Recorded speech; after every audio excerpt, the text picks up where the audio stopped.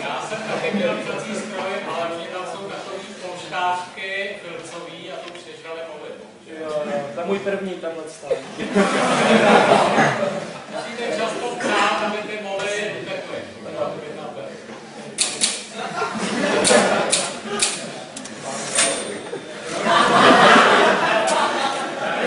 Já vždycky řeknu nějakou větu a udělám pauzu, abyste si to mohli